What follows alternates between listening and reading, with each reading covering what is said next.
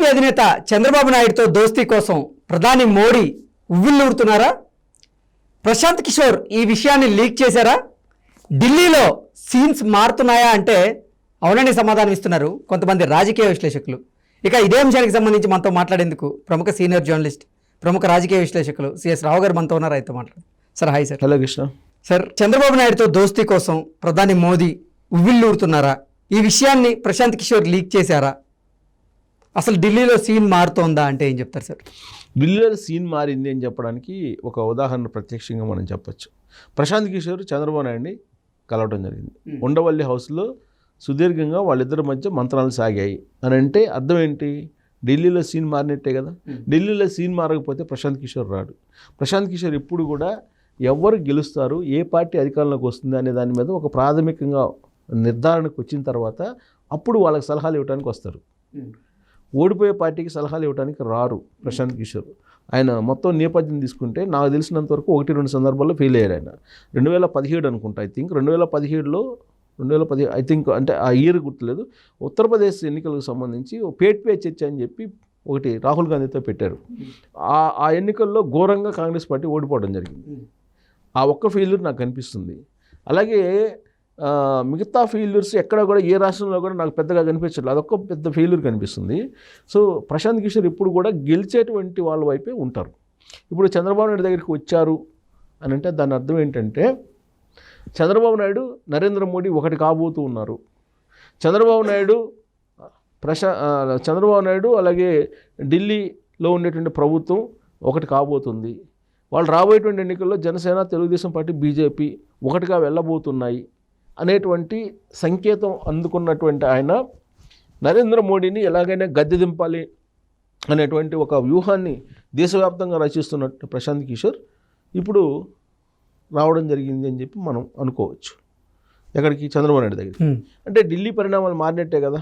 ఇప్పటి వరకు 2019 నుంచి ఇటీవల వరకు కూడా నరేంద్ర మోడీ కానీ, అమిత్ షా కానీ జగన్మోహన్ రెడ్డికి ఇస్తున్నటువంటి ప్రయారిటీని మనం చూసాం, ప్రాధాన్యతను చూసాం. అలాగే జగన్మోహన్ రెడ్డి అలాగే విజయసాయి రెడ్డి ఇద్దరు కూడా ఏం చెప్తున్నారు? మేము నరేంద్ర మోడీకి కానీ, అమిత్ షాకి కానీ తెలియకుండా మేము ఏమీ చేయము, కేంద్రంలో ఉండేటువంటి ప్రభుత్వానికి తెలియకుండా ఒక్క అడుగు కూడా ముందుకు వేయము అనేది చాలా సందర్భాల్లో వాళ్ళిద్దరే చెప్పడం జరిగింది. కాబట్టి అటు నరేంద్ర మోడీకి ఇటు జగన్మోహన్ రెడ్డికి ఉన్నటువంటి రాజకీయపరమైన బంధం ఏంటి అనేది తెలుస్తుంది. పైగా డైరెక్ట్గా డయాస్ మీదనే అప్పుడు అల్లూరి సీతారామరాజు విగ్రహం ఆవిష్కరణ సందర్భంగా జగన్మోహన్ రెడ్డి ఏం చెప్పారు? మాకు రాజకీయాలకు అతీతమైనటువంటి బంధం మా మధ్య ఉంది అని చెప్పారు. నరేంద్ర మోడీది జగన్మోహన్ రెడ్డి బంధాన్ని గురించి ఆయనే చెప్పాడు, జగన్మోహన్ రెడ్డి చెప్పారు. కాబట్టి ఒకవేళ ప్రత్యక్షంగా చూడటానికి డైరెక్ట్గా బీజేపీ, వైఎస్ఆర్ కాంగ్రెస్ ఒకటే అని చెప్పి కనిపించకపోయినప్పటికీ తెర వెనుక ఆ రెండు పార్టీలు ఒకటే అనేది అని తెలుగు సమాజానికి అందరికీ తెలిసినటువంటి నగ్న సత్యం. ఓకే. సో కాబట్టి ఇక్కడ రాబోయేటువంటి ఎన్నికల్లో కూడా జగన్మోహన్ రెడ్డిని నమ్ముకొని ఎన్నికలకి వెళ్తారా లోక్సభ ఎన్నికలకి అని అంటే నరేంద్ర మోడీకి మూడోసారి ప్రధానమంత్రి కావాలని ఖచ్చితంగా ఆయనకు బలమైనటువంటి కోరిక ఉంది. బీజేపీకి కూడా మూడోసారి అధికారంలో రావాలని బలమైనటువంటి కోరిక ఉంది.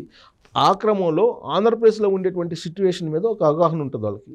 లేటెస్ట్గా వచ్చినటువంటి సర్వేలో ఏంటంటే జగన్మోహన్ రెడ్డి వెనకబడ్డారు, జగన్మోహన్ రెడ్డి గ్రాఫ్ బాగలేదు, చంద్రబాబు నాయుడు గ్రాఫ్ పెరిగిపోయింది.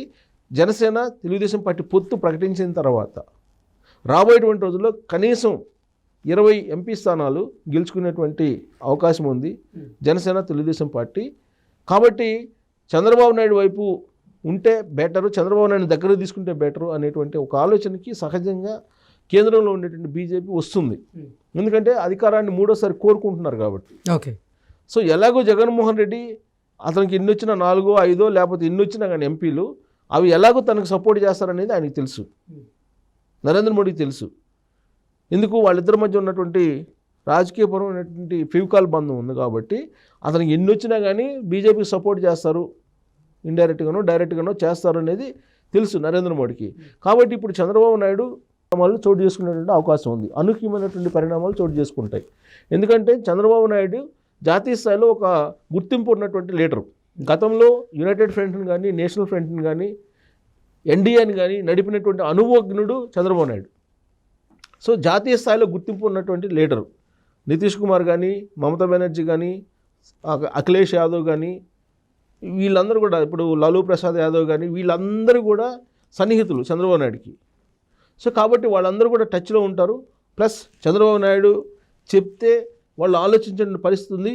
వాళ్ళందరినీ కూడా ఒక చోట తీసుకొచ్చేటువంటి సత్తా కూడా చంద్రబాబు నాయుడుకు ఉంది. ఆ సంగతి అందరికీ తెలుసు. జాతీయ స్థాయిలో ఢిల్లీలో ఉండేటువంటి లీడర్లందరికీ, దేశంలో ఉండే అన్ని పార్టీలకు సంబంధించిన లీడర్లకు కూడా అందరికీ తెలిసినటువంటి అంశమే. అందుకని చెప్పి నరేంద్ర మోడీ ఇప్పుడున్నటువంటి పరిస్థితుల్లో చంద్రబాబు నాయుడిని తన వైపు తీసుకుంటే బెటర్ అనేటువంటి ఒపీనియన్కి వచ్చారు అనేది ప్రాథమికంగా జరుగుతున్నటువంటి చర్చ. దీన్ని తెలుసుకున్నటువంటి ప్రశాంత్ కిషోర్ దేశ స్థాయిలో రాజకీయ వ్యూహాలను రచిస్తూ నరేంద్ర మోడీని గద్దె దింపాలని అంటే చంద్రబాబు నాయుడు అవసరం బాగా ఉంది అని అతను ఆంధ్రప్రదేశ్కి వచ్చి చంద్రబాబు నాయుడిని ఉండవల్లి హౌస్లో కలిశారనేది ఒకటి. ఇంకోటి ఏంటంటే ప్రశాంత్ కిషోర్ గతంలో సోనియా గాంధీ తోటి పవర్ పాయింట్ ప్రజెంటేషన్ ఇచ్చారు. రాబోయేటువంటి రోజుల్లో నరేంద్ర మోడీని దింపాలంటే కనుక యూపీఏ బలం సరిపోదు, ప్రాంతీయ పార్టీలు, బలమైనటువంటి పార్టీలు దేశంలో చాలా ఉన్నాయి, వాటితోటి అలయన్స్ పెట్టుకొని కాంగ్రెస్ పార్టీ వెళ్తే సక్సెస్ అవుతుంది అని చెప్పి ఆయన ఒక పవర్ పాయింట్ ప్రజెంటేషన్ ఇవ్వడం జరిగింది. దాంతోపాటు కాంగ్రెస్ పార్టీకి పొత్తు పెట్టాలి. సో ఈ క్రమంలో ఆయన దేశంలో ఉండేటువంటి బలమైనటువంటి ప్రాంతీయ పార్టీ నేతలతోటి భేటీ అవుతున్నారు. భేటీ అవడంతో పాటు ఆయన నరేంద్ర మోడీకి వ్యతిరేకంగా ఒక కూటమిని బిల్డప్ చేస్తున్నారు అనేది వినిపిస్తుంది. ఈసారి ఎన్నికల్లో నరేంద్ర మోడీ గెలిచేటువంటి అవకాశం లేదు అని చెప్పి ఆయన యొక్క సర్వేల యొక్క సారాంశం.